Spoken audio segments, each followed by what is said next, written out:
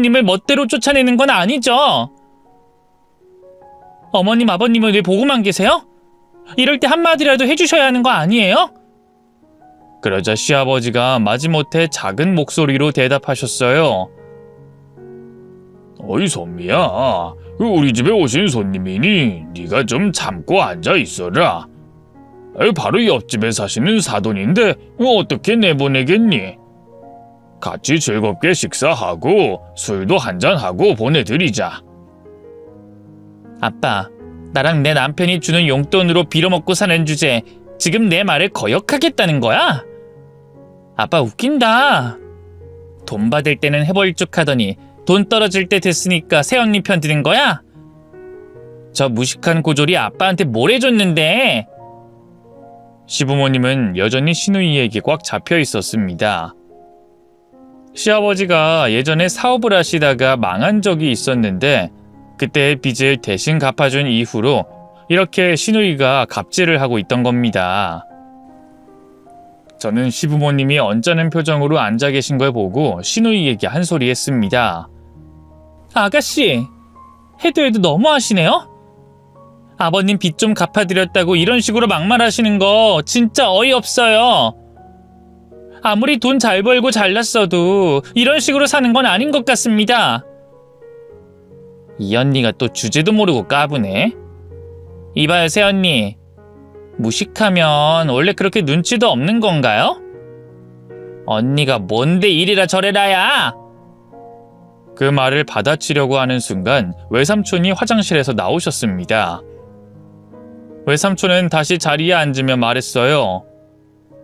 아이, 임 선생, 그 어른들한테 그러면 안 되지.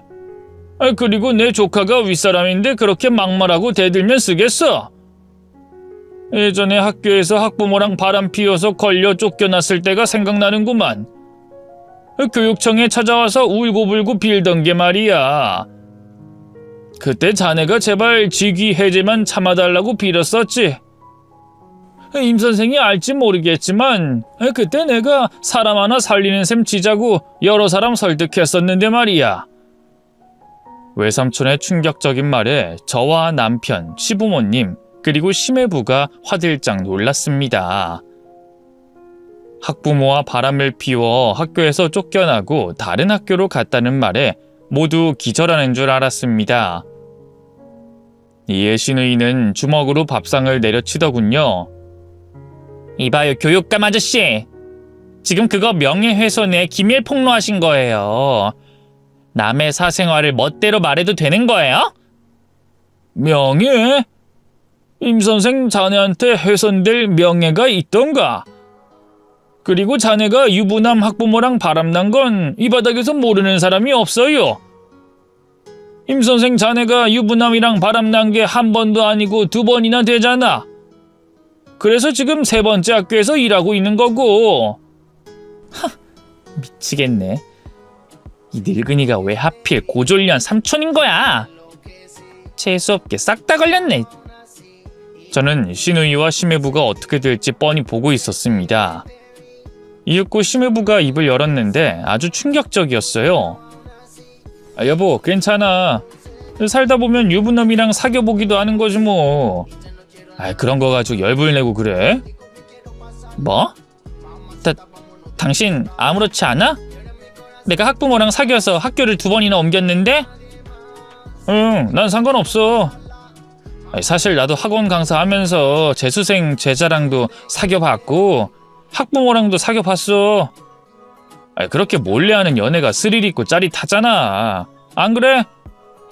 뭐야, 당신 그런 놈이었어? 완전 생 양아치네? 당신은 뭐 달라? 도찐 개찐이야. 그냥 옛일은 묻어버리고 현재에 충실하면 된다고. 난 당신이 한 짓 다 이해해. 그러니까 당신도 날 이해해줘. 그래, 좋아. 과거는 과거일 뿐이지. 저기요, 교육감 아저씨, 보셨죠? 나를 해코지하려고 시도한 건 놀랄 일이긴 하지만 나한텐 아무런 흠집도 내지 못한다고요. 밥 다 처먹었으면 그만 꺼지시지 그래요? 시누이나 시매부나 아주 끼리끼리였습니다. 신우이의 과거가 까발려지자 심해부도 똑같은 놈이었다고 커밍아웃하는 꼴을 보니 둘이 찰떡궁합 같더라고요. 외삼촌은 이제 나가야 할 때가 온 것 같다며 식사를 마치고 시부모님께 인사를 드리고 옆집으로 돌아가셨습니다. 그때부터 집안 분위기는 아주 싸늘했어요. 잠시 후 신우이가 입을 열더군요. 오늘 있었던 일 어디 가서 말하지 마세요. 엄마 아빠는 당연히 비밀로 하겠지만 오빠랑 새언니 입 조심하세요. 괜히 동네 소문났다간 세 번째 학교에서도 잘리고 말 테니까. 아가씨, 학교도 삼진 아웃이라는 게 있나요? 이번에 또 걸리면 교사 자리에서 잘리는 거예요? 에이 진짜. 이봐요 언니. 그냥 알겠다고 대답하면 될 것이지 왜 토를 달고 그래요? 내가 과거엔 잘못을 조금 했지만 지금은 아니라고요. 그러니까 입 함부로 놀리지 마세요. 네, 그럼요. 그런데 나 같은 고졸이 떠든다고 해서 누가 들어주기나 할까요? 저는 신우이의 약점을 잡았더니 흥미로운 날이 이어질 것 같았습니다. 일주일 뒤 다시 시댁에 갈 일이 있어 혼자 나섰습니다. 시어머니께 반찬도 받기로 했고 선물을 드릴 안마기를 가지고 가는 길이었죠. 그런데 길에서 시댁 아파트 회장님을 만나게 됐습니다. 제가 자주 드나들어서 인사하는 사이였죠. 저는 안부를 주고받고 수다를 떨고 있었어요. 그런데 누군가 제 뒤에서 머리채를 잡아채더군요. 신우이였습니다. 이 아가리 싼 년아, 그새를 못 참고 나에 대해 소문내고 있던 거야? 어디까지 말했어? 당장 말해. 아가씨, 지금 뭐 하는 짓이에요? 내가 무슨 소문을 냈다고 이러는 거예요? 그 유부남 학부모님이랑 바람난 거요?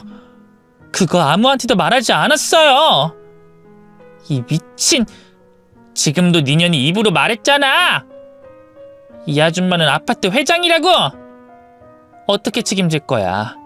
이 아줌마 입이 얼마나 가벼운지 알아? 아가씨 일단 이거 놔봐요. 놓고 이야기하자고요. 제 뒤에서 머리채를 잡고 있는 바람에 쉽게 빠져나오지 못했습니다. 아파트 회장님이 말려봐도 소용없었죠. 그런데 그때 누군가 신우이의 머리채를 잡고 바닥에 내팽개치더군요. 누군지 얼굴을 봤더니 외삼촌이었습니다. 퇴근하고 오시는 길인 것 같았습니다. 임 선생, 감히 내 두 눈에 넣어도 아프지 않을 조카이한테 이런 짓을 벌여? 당신 진짜로 교직에서 내려오고 싶은 거야? 내가 힘 좀 써볼까? 교육감이라고 허세 떨기는. 그래봤자 당신도 일개 공무원일 뿐이잖아. 게다가 내가 잘못한 것도 없는데 어디서 협박질이야? 해볼 테면 해봐. 너 같은 노땅이 뭐라 짓거려도 난 아무렇지 않으니까.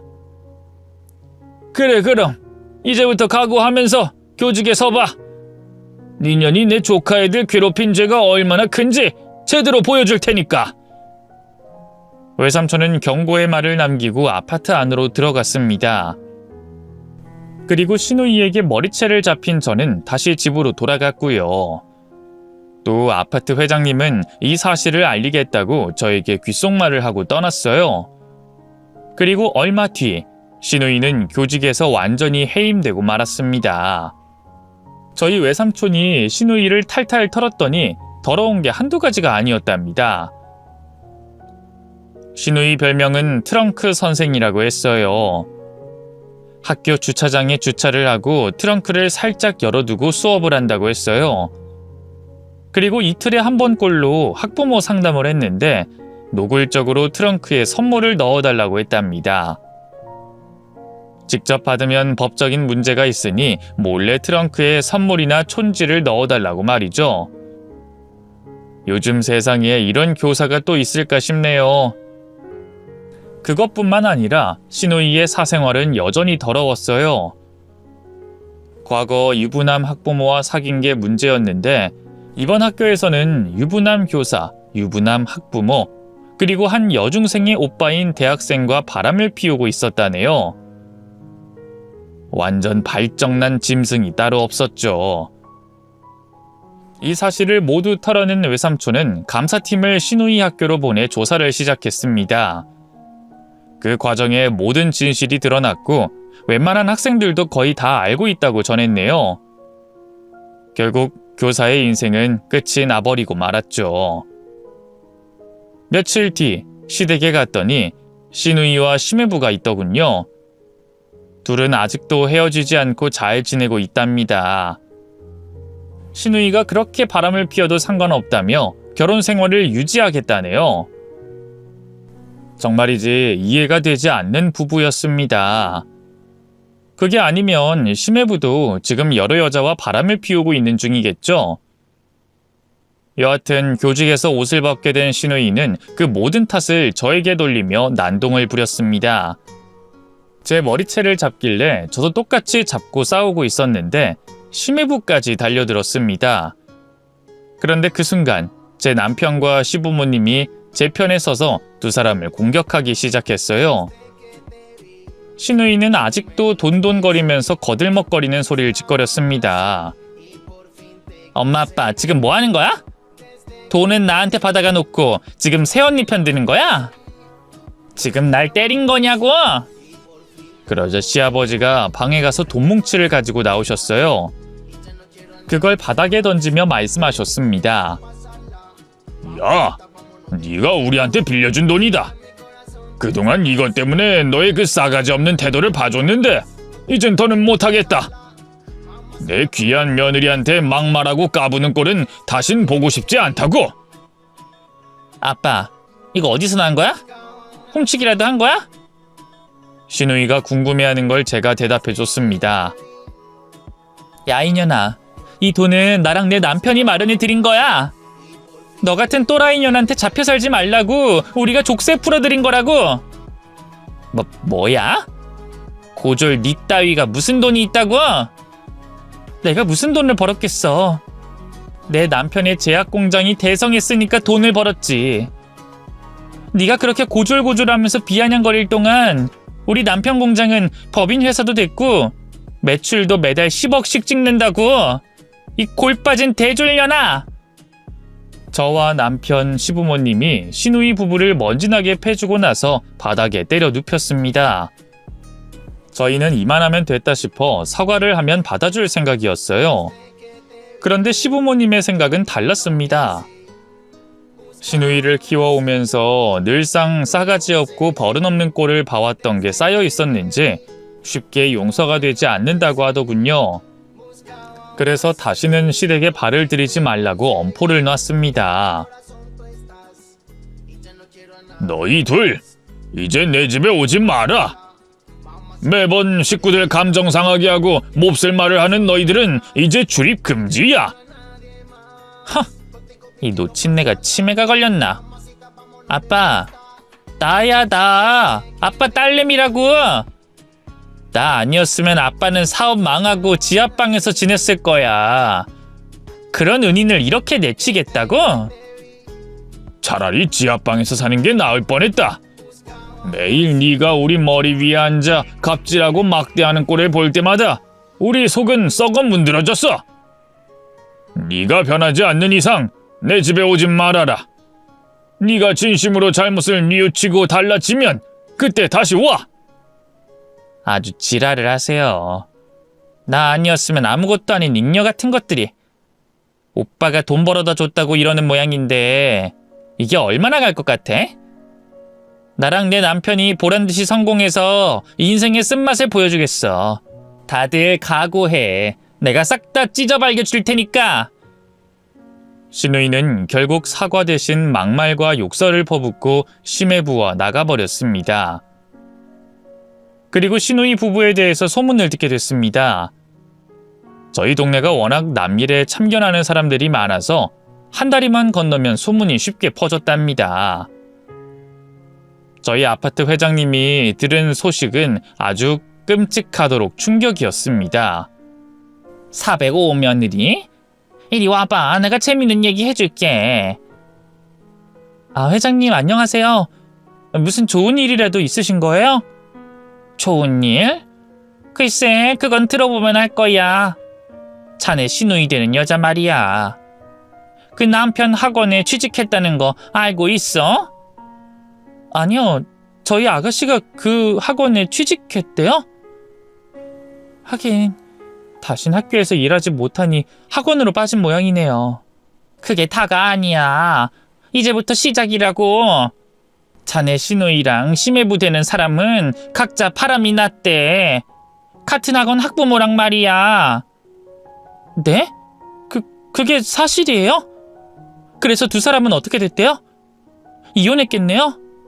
아니, 둘 다 문란한 생활 때문에 학원에서 잘리고 백수로 지내고 있다나 봐. 여전히 같이 사는 것 같고 말이야. 이거 진짜 핫 뉴스지? 네, 진짜 핫하네요. 같은 학원에서 일하면서 각자 학부모랑 바람이 나다니. 게다가 아직도 같이 산다는 것도 기가 막힌 일이네요. 정말 재밌는 이야기네요, 회장님. 앞으로 어떻게 될지 모르겠지만 내 생각엔 말이야. 그 두 사람이 자네랑 자네 시댁에 찾아올 것 같아. 왜냐고? 돈이 떨어졌으니까. 당장 돈벌이가 없으니 어디 가서 손 벌리겠어, 세대. 만약 자기 시댁에 그 두 사람이 찾아오면 나한테 알려줘야 해. 나는 우리 아파트에서 벌어지는 일은 뭐든지 알아야 하니까. 네, 알겠어요. 재밌는 사건 터지면 바로 연락드릴게요. 그렇게 아파트 회장님한테 들은 이야기를 시부모님과 남편에게 전해줬습니다. 그랬더니 다들 기가 차다고 헛웃음을 짓기도 했고 둘이 천생연분이라는 말씀을 하셨답니다. 그리고 며칠 뒤 아파트 회장님의 예상대로 시누이와 시매부가 찾아왔어요. 시아버지는 호통을 치며 말씀하셨습니다. 이 못난 것들아, 이 발정난 짐승처럼 하는 짓이 왜 그 모양이냐? 니들 같은 학원에서 각자 학부모랑 바람 피웠다며? 그걸로 상간남 소송에 상간녀 소송까지 당했다면서? 아빠가 그걸 어떻게 하셨어? 아이씨, 몰라. 재수없게 똥 밟았어. 우린 그냥 재미 좀 보려고 연애 좀 한 건데 나중에 배우자들한테 걸려서 고소당했지 뭐야. 우리가 물어준 돈이 한두 푼이 아니어서 지금 상황이 힘들어. 버는 돈은 없고 나가는 돈만 있으니 아주 죽을 맛이라고. 아빠, 엄마, 그리고 오빠, 우리 돈 좀 빌려줘. 당장 내일 아침에 밥 사 먹을 돈도 없단 말이야. 자랑이다, 이년아. 그런데 우리가 너한테 줄 돈은 없다. 네가 부모한테 줬던 돈, 그거 다 네 오빠가 대신 갚아준 거라고. 구걸할 거면 네 오빠랑 새언니한테 해봐. 그러자 시누이와 시매부가 저희 부부 앞에 무릎을 꿇더군요. 그리곤 돈을 구걸하기 시작했습니다. 오빠, 새언니, 우리 좀 도와줘요. 먹고 죽을래야 돈이 없어요. 지금 사는 집도 곧 경매로 넘어가게 생겼다고요. 그놈의 상간녀 소송인지 뭔지 때문에 눈 뜨고 코 베이게 생겼단 말이에요. 딱 2억만 빌려주시면 우리가 1년 안에 갚을게요. 저희들이 어떤 사람인지 아시죠? 명문대 출신 일타 강사라고요. 저는 그 말을 듣고 피식 비웃어줬습니다. 아가씨, 일타 강사도 사생활이 더러우면 자리 못 잡아요. 두 사람 소문이 이 서울 바닥만 아니라 널리 퍼졌다고요. 인터넷에 두 사람 얼굴 올라온 거 몰라요? 누가 두 사람 얼굴 박제했어요. 학부모 꼬시는 선생들이라고. 그래서 학원 강사는 갔어, 아가씨. 새언니, 저희도 알아요. 그런데 방법은 언제나 있는 법이에요. 우리가 지방에 처박혀서라도 학원 강사로 돈 벌 테니까 좀 빌려줘요. 이렇게 빌게요. 싫어요. 그렇게 나랑 남편을 무시한 사람들한테 돈을 빌려주다뇨? 그 잘난 학벌로 다른 일을 구해봐요. 능력 있다고 큰 소리 뻥뻥 치셨으니 이 난관을 잘 헤쳐나갈 수 있을 거라 믿어요. 그래서 돈 못 빌려준다 이거예요? 아이씨, 그럼 괜히 무릎 꿇었잖아. 여보, 일어나. 이런 멍청한 고졸 앞에서 모양 빠지게 뭐하는 짓인지 모르겠어. 역시 사람은 고쳐 쓰는 게 아니라더니. 아가씨는 하나도 변하지 않았네요? 인연이 어디서 나를 평가해? 너 따위 고졸 돌대가리가 감히 교대 출신 교사를 가르치려고 들어? 무식한 년아? 시누이는 제 말에 화가 났는지 성깔을 부리며 달려들었습니다. 그 순간 시아버지가 제 앞을 막아서며 저 대신 뺨을 맞으셨어요. 아빠, 왜 아빠가 거기서 나와? 이년이 이젠 지 애비를 때리는구나. 아주 잘 나빠진 딸년이야. 일부러 그런 게 아니잖아, 아빠. 미안해. 잡소리 집어치우고 나가라. 니년하고 니년 남편이 새 사람 되기 전까지는 발도 붙일 생각하지 마. 시아버지의 으름장에 시누이는 다시 더러운 인상을 쓰며 말하더군요. 그래, 나도 더러워서 이 집 식구 안 해. 나 아니었으면 아무것도 아니었을 등신들이. 다들 엿드시고 오래오래 벽에 똥 발라가면서 살아라. 저와 남편이 응징하려는데 시아버지가 저희를 막아섰습니다. 저런 것과는 말도 섞지 말아라. 이젠 지들도 여길 찾아오지 않겠지. 시아버지는 그렇게 시누이 부부를 내쫓고 그동안 저희 부부에게 미안했던 일을 일일이 사과하셨답니다. 아버님이 철물 사업을 하다가 실패했을 때 시누이가 빚을 갚아주면서 갑과 을의 관계가 된 것이 시작이라고 하셨어요. 그날 이후부터는 시누이가 무슨 말을 하면 자신들도 모르게 복종하고 따랐다는 겁니다. 이래서 돈이란 게 참 무서운 거라고 설명하셨습니다.